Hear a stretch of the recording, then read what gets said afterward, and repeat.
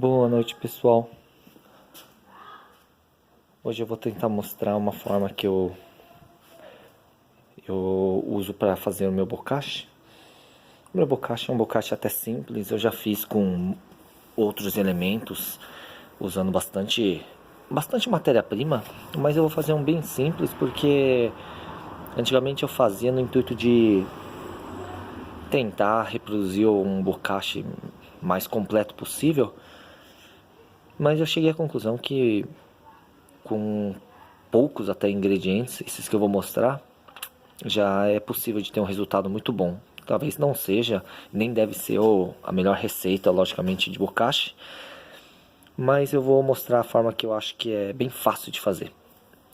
Então vamos lá. Eu começo aqui com um pouco d'água já.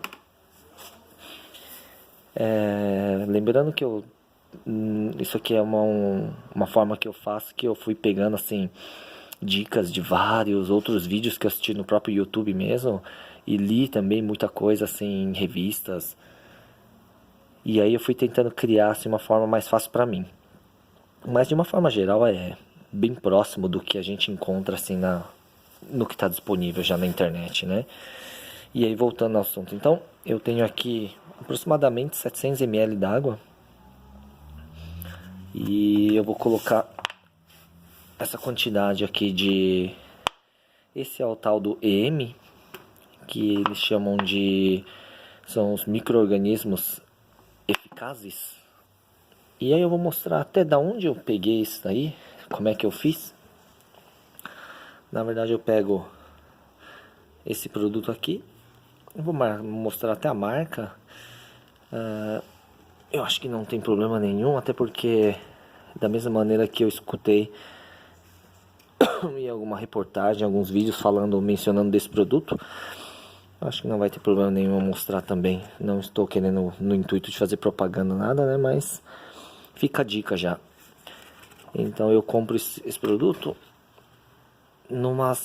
tem que ser uma loja um tanto quanto especializada, tá? Nessa parte de produtos assim para insumos, vamos dizer assim, né?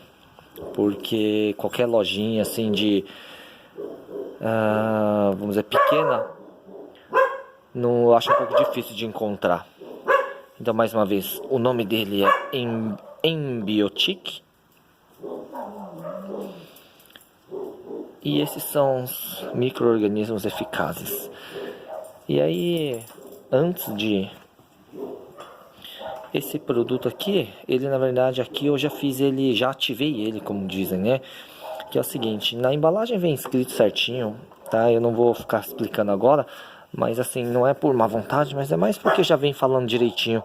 Vocês têm que pegar e diluir uma certa quantia desse produto, aqui ele vem puro, concentrado, e dilui uma quantidade de água, colocando junto açúcar, ou melaço de cana. Enfim, eu só evito usar, pessoal, coisas industrializadas, mas assim, que não sejam naturais 100%, sabe? No mínimo, na pior das hipóteses, sendo pelo menos orgânico. Pelo menos esse é o meu critério, né? Então, hoje mesmo, eu tô com um açúcar aqui que eu vou ter que utilizar, e é um açúcar orgânico. Eu já vou mostrar pra vocês. Então esse produto eu peguei, eu diluí ele numa quantia junto com a água, pus dentro desse pote, desse PET, e eu coloco sempre um pouquinho de açúcar. A quantia também, na embalagem vem especificando tudo, tá, pessoal? Então, quem conseguir adquirir esse produto já pode ficar tranquilo que vem toda a instrução. Não vai ter nenhuma dificuldade. E aí, depois que mistura com a água e com açúcar, tem que deixar ele ativando durante alguns dias. Ele vai criar um gás. Então esse PET, durante alguns dias, vocês vão ter que pegar e abrir a tampa dele um pouco para fazer com que o gás saia. Se não for feito isso, na verdade eu não sei se a pressão é tão forte a ponto de estourar a garrafa, mas é uma forma da gente pelo menos identificar.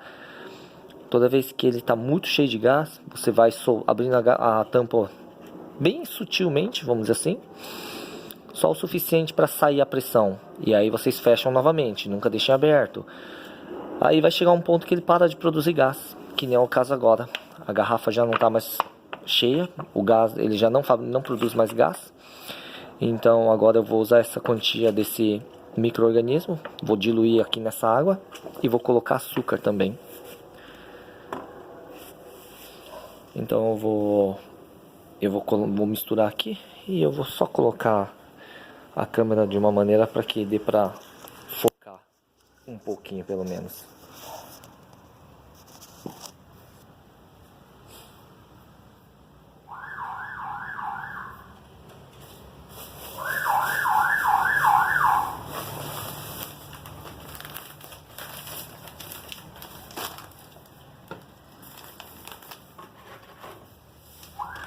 Tô lembrando que eu estou usando açúcar orgânico.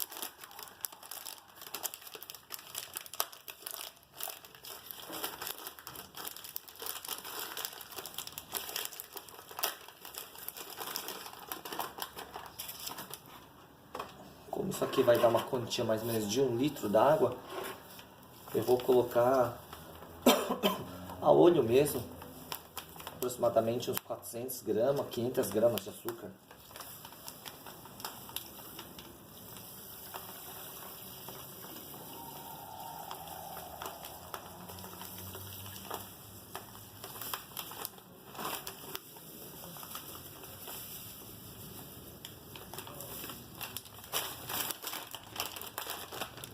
Como essa embalagem é de 1 kg, eu tentei colocar aproximadamente a metade.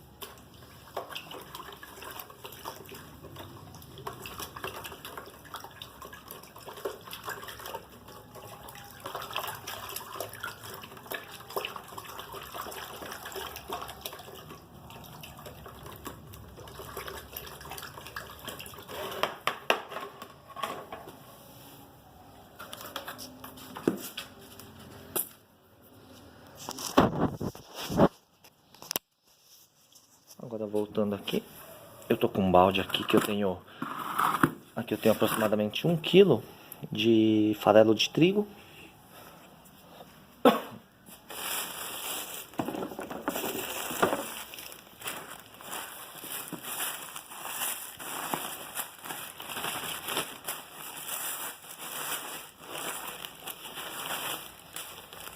E aqui eu tenho um saco aqui, ó. Esse saco ele vem 2 kg de farelo.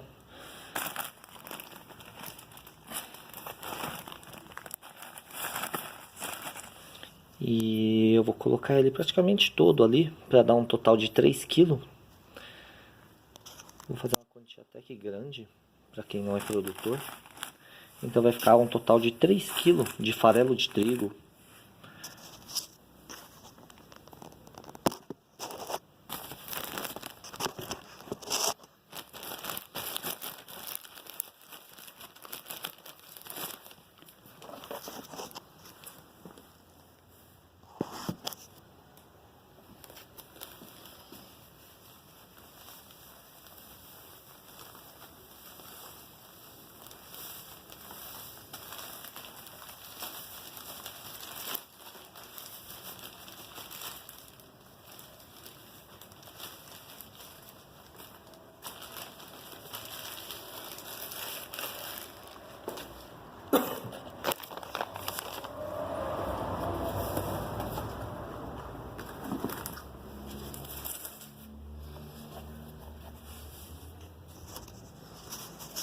Esse pó aqui, pessoal, isso aqui é o que chamamos de fosfato, termofosfato, na verdade.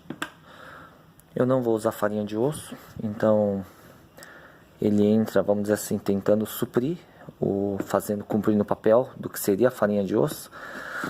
Sai bem mais em conta, pelo menos eu tenho um saco, ele tem acho que 30 quilos desse termofosfato.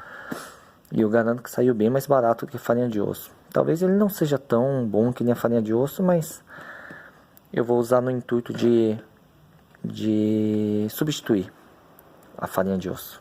Aqui tem aproximadamente uns 400 gramas, mais ou menos.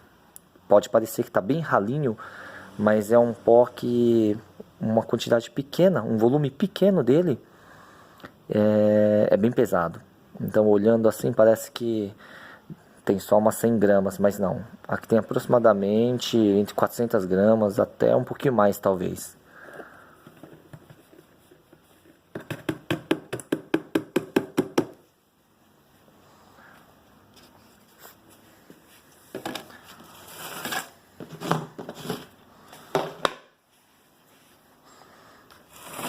Agora o próximo passo. Esse aqui é um balde que eu tenho também já há muito tempo, que tem muita torta de mamona. E aí eu vou colocar aqui aproximadamente uns 1 quilo, mais ou menos.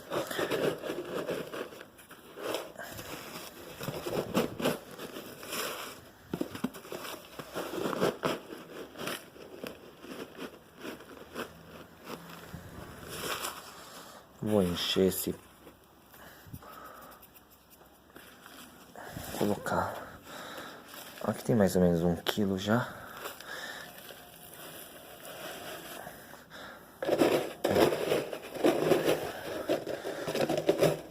Eu vou colocar até um pouco mais, porque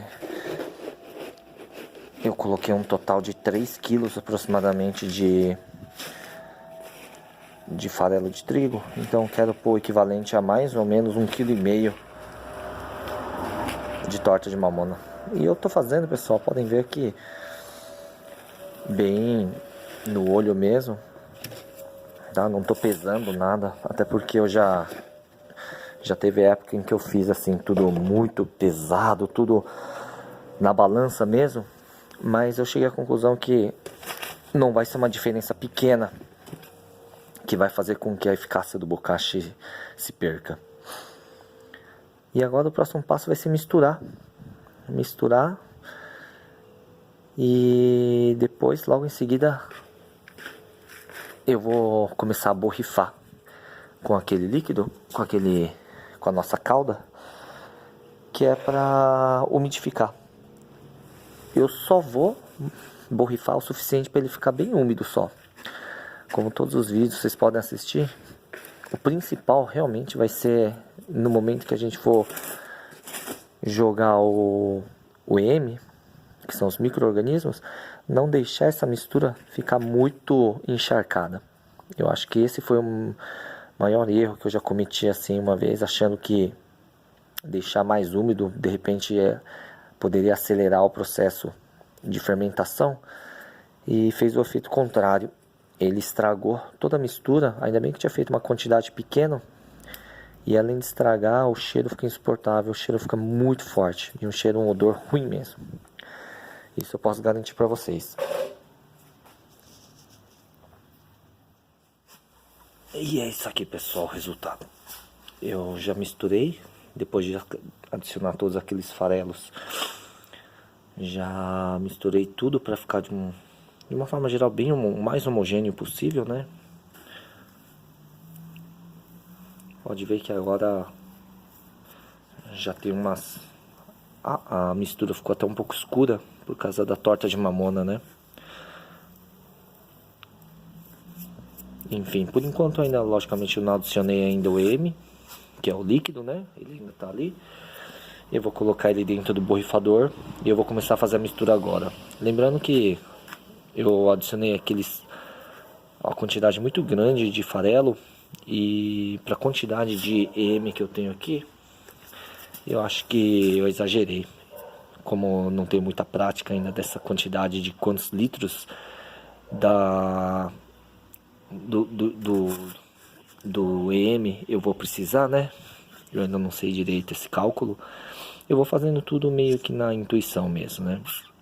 E aí o que eu achei que ficou um pouco sobrando, o excedente, eu coloquei dentro de um saco. E aí futuramente, quando eu preparar mais um pouco mais uma vez falando do produto aqui, do Embiotic, quando eu ativar mais um pouco dele, eu volto de novo a usar esse farelo e faço mais um pouco de bocashi. Esse farelo, como eu não penso em deixar ele guardado muito tempo, é só o tempo de eu conseguir fazer o embiotique ativar. Então ele não vai ter perigo de estragar. E vamos lá, vou colocar de novo para filmar aqui em cima da mesa aqui.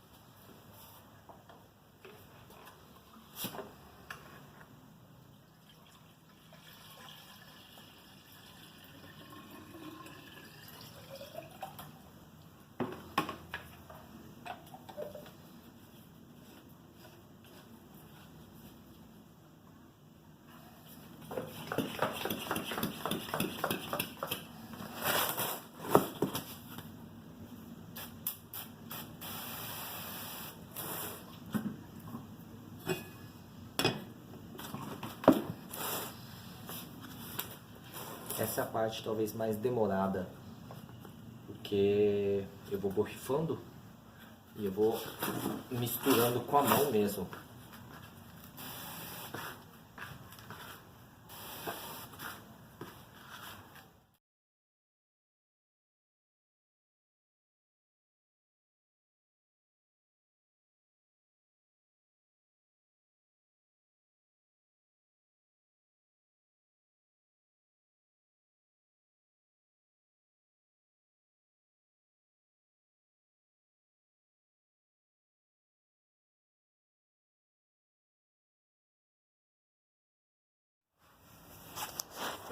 E agora já a fase final do bocashi. Observe a diferença. No começo eu havia explicado que fiz muito farelo, sobrou farelo.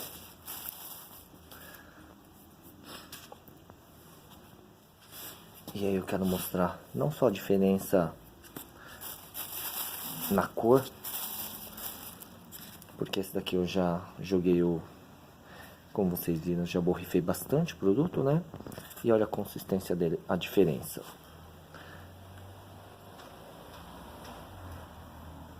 Então, ele fica úmido o suficiente para ficar fazendo até essas... O pessoal costuma falar que você consegue fazer um bolinho na mão, mas ele se esfarela. Ele ficou formatinho, né? Conforme a gente aperta. E o principal, assim, ele tá úmido porque eu posso apertar com força que for e não escorre nenhum pinguinho do líquido entre os meus dedos, né? Porque ele só tá úmido, ele não tá encharcado. Pode ver que, ó, eu consigo esfarelar ele tranquilamente, mesmo estando bem úmido. Agora a diferença de quando ele tava seco, para vocês terem um parâmetro. Olha só, eu pego um pouco do farelo seco, posso apertar com força que for, ele não pega formato, né? Posso apertar com a maior força que for. Então, à medida, vamos dizer assim, a umidade ideal para o bokashi fermentar bem, sem ter risco de perder a sua mistura, seria isso. A gente aperta e ele forma esse, digamos assim, esse bolinho. Mas ele só tá úmido, então é fácil de esfarelar ele de novo. Ok? E lembrando que agora que já foi feita a mistura toda, já está úmido com o micro-organismo eficaz, ele não está ainda pronto para uso, né? Eu vou colocar ele dentro de um saco, vou tampar bem e depois vou deixar guardado durante uns 30 dias aí, talvez um pouquinho menos. Da última vez eu deixei acho que só uns 20 dias mais ou menos e foi o suficiente. Ele já estava bem fermentado na hora que eu abri. Quando vocês abrem o saco, normalmente ficam alguns vestígios assim do fungo benéfico que ele vai produzir. E aí, como é que seria isso? Vocês começam a ver um bolor branco, né? E assim, eu não vou dizer que vai cobrir totalmente o seu farelo, mas você vai ver vestígios, vai ver em vários pontos alguma coisa meio esbranquiçada. E esse é o sinal de que o seu bocashi realmente ele fermentou corretamente e ele está em boas condições, vamos dizer assim, né? E até o cheiro também, né? É que uma pena que é difícil explicar. Algumas pessoas falam que tem um cheiro um pouco azedo, mas não é nada próximo de alguma coisa estragada. É um cheiro assim, levemente adocicado e assim, um cheiro de fermentação, realmente. É o máximo que talvez eu consiga explicar assim. Mas é um cheiro assim agradável, isso eu posso garantir para vocês. Não tem nada de cheiro ruim, então fiquem atentos só na questão da umidade, para não cometer o erro que eu já cometi uma vez, né? De deixar muito úmido e no final das contas perder toda a mistura porque ele não fermenta corretamente e ao invés disso ele começa a entrar em decomposição, mas falando de um jeito simples, ele começa a apodrecer e não da forma correta, né? Que seria se decompor por causa da fermentação, enfim. Esse bokashi, ele tem os micro-organismos aqui que auxiliam a decompor, né? As matérias orgânicas que tiver no vaso, esse tipo de coisa. Então, de uma forma geral, ele vai também decompor com o tempo, com certeza, mas não com aquele cheiro de coisa podre, né? Bem diferente. Que isso fique bem claro para que vocês não confundam e não reclamem depois de um bokashi que tem um cheiro muito ruim. Não é normal. Ok? Espero que tenha esclarecido algumas dúvidas. E é lógico que aos poucos eu vou, toda vez que eu for produzindo um pouco de bokashi, se eu for mudando na minha formulação, eu vou tentando colocar um vídeo novo para poder explicar direitinho o porquê e se deu certo ou não. E é isso, um grande abraço a todos e até o próximo.